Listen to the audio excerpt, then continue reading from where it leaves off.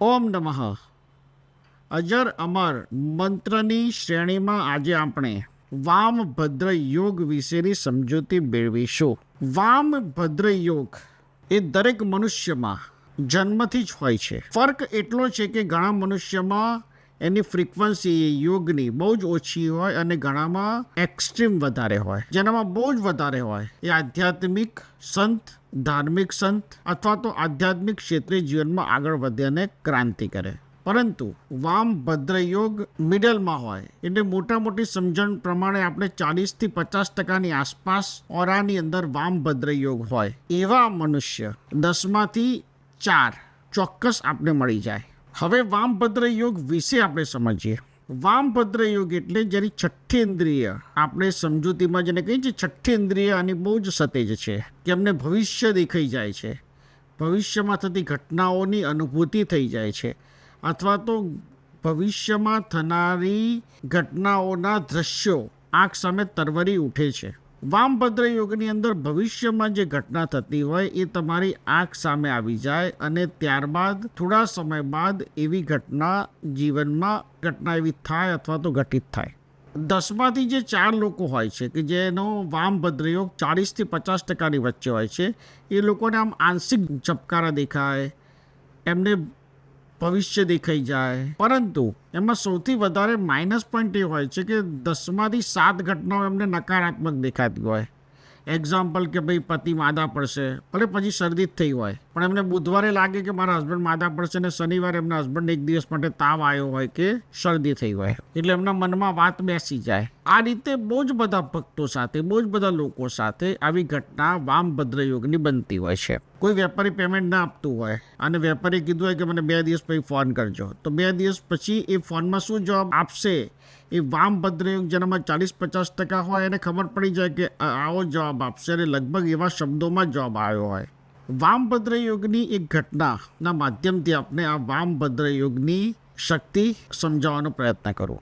અમારા એક ભક્ત છે જેમને ભવિષ્યમાં થતી ઘટના દેખાય. ભવિષ્યમાં જે થવાનું હોય એ ઘટના એક ફ્લેશબેકની જેમ એમના મગજમાંથી પસાર થઈને એમની આંખો સામે તરી આવે કે જાણે કે એ ઘટનાના સાક્ષી બની રહ્યા હોય. આવી અનેક ઘટનાઓ અઠવાડિયામાં 2 વાર 3 વાર એટલે મહિનામાં 12-15 વાર ઘટિત થઈ જાય અને એ જ વસ્તુ, એ જ સંજોગો, એ જ પરિસ્થિતિ એમના જીવનમાં બને જેમાં ઘણી સારી બાબત બી હોય અને ઘણી ખોટી બાબત બી હોય. પરંતુ તેઓ ખૂબ જ મૂંઝાતા હતા કે શું કરું. એમને મને પૂછ્યું કે ગુરુજી આવા સંજોગોમાં મારે શું કરવું જોઈએ. તો મેં એમને કહ્યું કે તમે વામભદ્ર યોગવાળી વ્યક્તિ છો અને તમારો વામભદ્ર યોગ 50%ની આસપાસ છે જેના કારણે તમને ભવિષ્યમાં થતી ઘટના ફ્લેશ અથવા તો ફોટા અથવા ચિત્ર સ્વરૂપે દેખાઈ જાય છે. તમારે એવું કરવું જોઈએ કે તમારે જે ઘટના નકારાત્મક આવે એ ઘટનાને તમારે પોઈન્ટ લખી રાખવાના.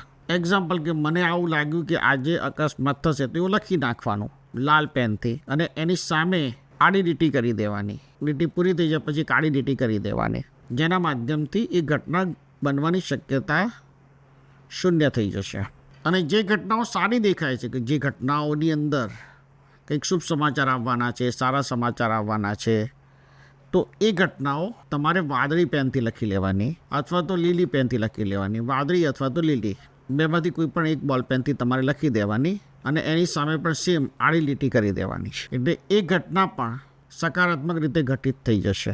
કારણ કે એમની સાથે થતું તો એવું કે જે નકારાત્મક ઘટનાઓ હોય એનો અમલ તરત થઈ જતો હતો, એવી ઘટનાઓ તરત બની જતી હતી. પરંતુ જે સકારાત્મકતા દેખાઈ હોય, સકારાત્મક ઘટના દેખાઈ હોય એ ઘટના ઘટિત થતી ન હતી. જ્યારે મેં એમને આ સજેશન સુઝાવ આપ્યો ત્યારે મેં એમને વામભદ્ર યોગનો એક અક્ષર મંત્ર આપ્યો જેની રચના મેં 2010ની આસપાસ કરી હતી.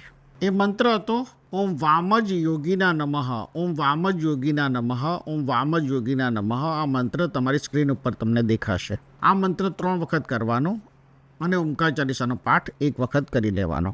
અને બીજો સુઝાવ જે મેં કીધો હતો કે નકારાત્મક ઘટના દેખાય એને લાલ પેનથી લખીને આડી લીટી કરી નાખવાની અને સકારાત્મક ઘટના દેખાય એ વાદળી બોલપેન અથવા તો લીલા કલરની બોલપેન, ગ્રીન કલરની બોલપેનથી લખી દેવાની અને આડી લીટી કરી દેવાની. ત્યારબાદ આ મંત્ર 3 વખત કરી અને ઓમકાર ચાલીસાનો પાઠ કરી લેવાનો.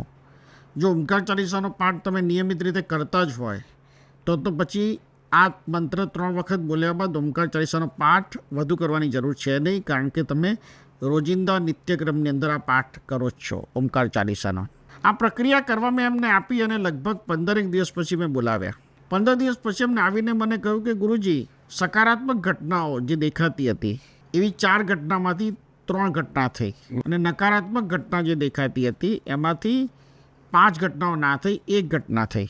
એનો મતલબ એ હતો કે જે થવાની ઘટનાઓ હતી, જે કુદરતી રીતે એમને દેખાઈ ગઈ હતી અને જે પહેલાં બધી જ ઘટનાઓ થતી હતી, એ એમના જીવનમાં ઓછી કેમ થઈ નકારાત્મક ઘટનાઓ? તમારા મનમાં એવો સવાલ થશે. તો એનું રીઝન એ છે કે જેવો મંત્ર કરો ત્યારે નકારાત્મક જે ઘટનાઓ દેખાઈ હોય એ નકારાત્મક ઘટનાઓનું એ જ વખતે તમારી ઓરામાં સમાધાન હોય જે તમને બી ખબર ના પડે. પણ જેવો આ મંત્ર કરો એટલે એવી ઘટના જે નકારાત્મક થવાની છે, જેમ કે 2 સીડી ચૂકી ગયા અને પડી ગયા, એક્ઝામ્પલ.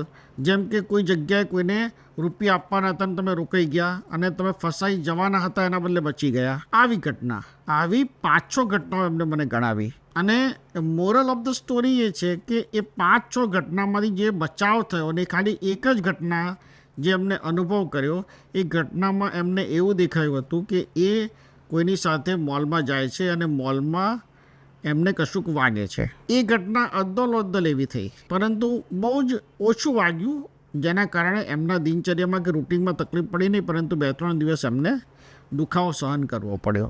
એટલે આ જે મંત્ર છે એ આવી વ્યક્તિઓ જે વામભદ્ર યોગ, જેની ઓરામાં 40-50% વચ્ચે હોય, જેનામાં બહુ જ ઓછો હોય 30% કે 20% અંદર, એને ખબર પણ ના પડે કે એને કશુંક અનુભવ થાય છે કે એને કશુંક દેખાય છે. આ વામભદ્ર યોગવાળા વ્યક્તિને સપનાની અંદર બી આવું દેખાઈ શકે છે.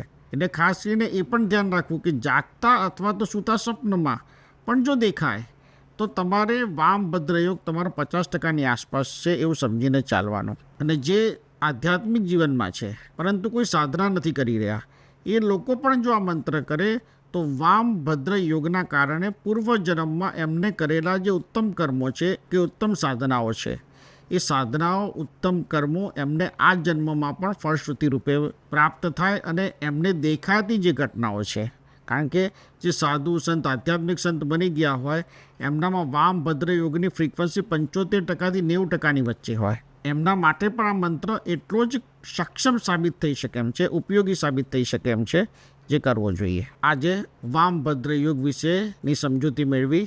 આ ઓડિયો, આ પ્રવચન આપને ખૂબ જ ઉપયોગી સાબિત થશે અને ખાસ કરીને આ અજર અમર મંત્ર આપના જીવનમાં વામભદ્ર યોગના માધ્યમથી ફળશ્રુતિ થાય અને નકારાત્મક પરિસ્થિતિઓમાંથી તમે બહાર નીકળી શકો એવું ચોક્કસ કરશે જ. ઓમકારના દિવ્ય ચૈતન્યના આશીર્વાદ આપના જીવનમાં રહે એવા મારા આશીર્વાદ છે. ઓમ નમઃ, ઓમ નમઃ, ઓમ નમઃ.